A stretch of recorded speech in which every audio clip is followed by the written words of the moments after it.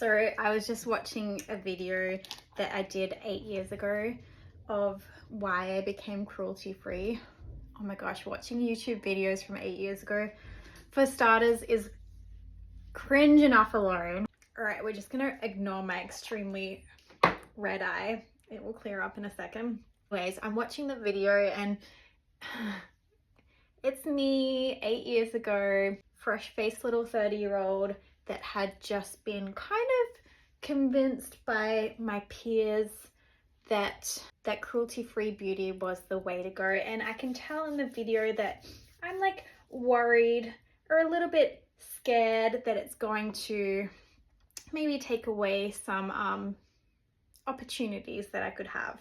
Obviously, in hindsight, it worked out so much better for me, because when you put yourself in more of a niche like cruelty free, I think you're opening yourself up to working with more indie brands rather than the big massive companies that don't give a shit about you. Obviously, I've done some cool things since then.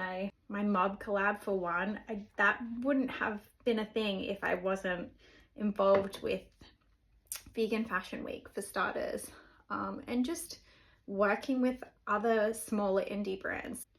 Anyways, the way that I did kind of get introduced to cruelty free was obviously meeting friends on the internet, but back in 2016 I went to California, and that's when I met Kat Von D for the very first time, and she asked me while we were filming what I thought of cruelty-free beauty, and I said, it's 2016, we don't need to be testing on animals anymore. Meanwhile, I was still using like MAC, Makeup Forever, all of those brands that did test on animals. So essentially, I knew it was the thing that I had to do, and I had publicly said out loud that animal testing was stupid and why would we do it anymore. So I was like, well, actions speak louder than words. And then from then on, I slowly transitioned my makeup kit and everything that I was posting online to be cruelty-free. Obviously, I have absolutely no regrets at all.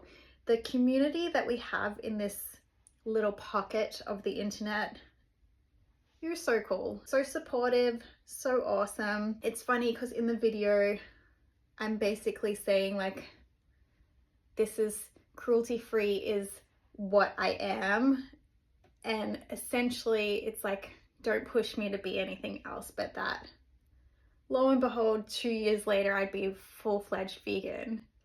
And it did actually, that kind of was what ended up pushing me in that direction. I started using cruelty-free makeup. One of my vegetarian friends commented like, why do you care about cruelty-free makeup when you still eat meat?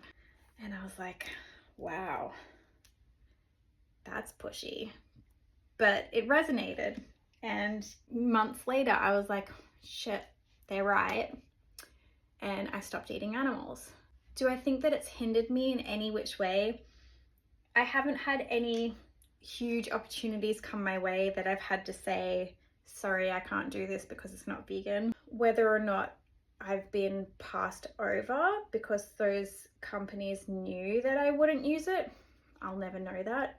But I kind of don't care. To me, the internet is kind of like, I don't know, if you can't do anything good for like humans or the planet or the animals, like what's the point of all this? To get free beauty products and then like have people like your stuff? That gets really boring after a while, especially if you've been doing it for, I don't know, I think I've been on this thing for 10 years now. Well, like I was saying, I think I have gotten some really cool opportunities from it. I was able to work and travel with the KVD events team. I've met a ton of cool people along the way and gotten to work with amazing brands like Mob, because you know we were involved in Vegan Fashion Week together, and that wouldn't have been a thing if I wasn't involved in cruelty-free beauty, which transitioned into vegan beauty. I think when you're such a little fish in such a big pond, having a niche is good. You're not going to get as lost as, you know, your typical Kim Kardashian influencer that uses any product that's viral on the internet right now. It is so easy to be cruelty-free now, even more so than it was 8 years ago. Every cool new indie brand are cruelty-free basically. There's only some old dinosaurs like Estee Lauder and L'Oreal, Maybelline, MAC, those brands, which really you're not missing out on much if you don't use those brands. I heard a stat the other day which prompted me to make this video. It takes 150 animals tested on per beauty product. I've already used like, I don't know, 6 on my face right now. That's like 900 animals that it would have taken if I was using brands that tested on animals. Just for what I've done now. It's barbaric. It's not needed. Most of the time when they use animals for testing, it doesn't even translate to human cells. There are far better alternatives that don't use animals. But as you know, a lot of the problem of brands not being cruelty-free is because they choose money over morals and decide to sell in China instead. For example, NARS, when I first went cruelty-free, they were a brand that didn't test on animals. NARS had been a cruelty-free brand for so long, and then they decided to enter the Chinese market, and therefore that makes them eligible for random animal tests. And so they are no longer a cruelty-free brand anymore because they chose that Chinese billion-dollar industry profit over one of their brand pillars. Just like MAC, being cruelty-free was a brand pillar for them for so long, but when they sold out to Estee Lauder and started selling in China, they're no longer cruelty-free anymore.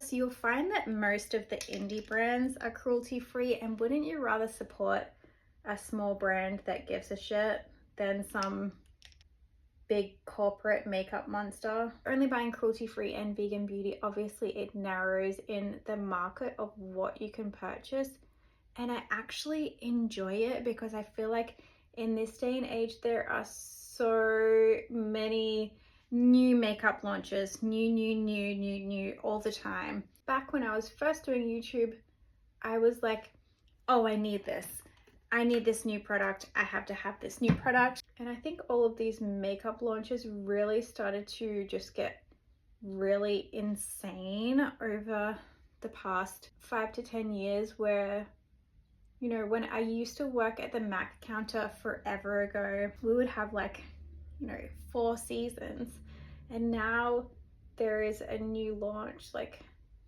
every month. What I'm trying to say is, if I was using all makeup, it's just a huge ocean of choice, which can be almost like paralyzing. So when I'm just focusing on mostly indie launches, that ocean becomes a little pond, and I feel like I can breathe and appreciate it a little bit more. Kind of touched briefly on this topic before as well, but as I'm getting older, my want to be on Instagram and social media is just becoming less and less. I've kind of been feeling this way for at least 5 years now. That keeps me going time and time over is DMs from people saying that because of something I posted or something that I said, they are now eating less animals,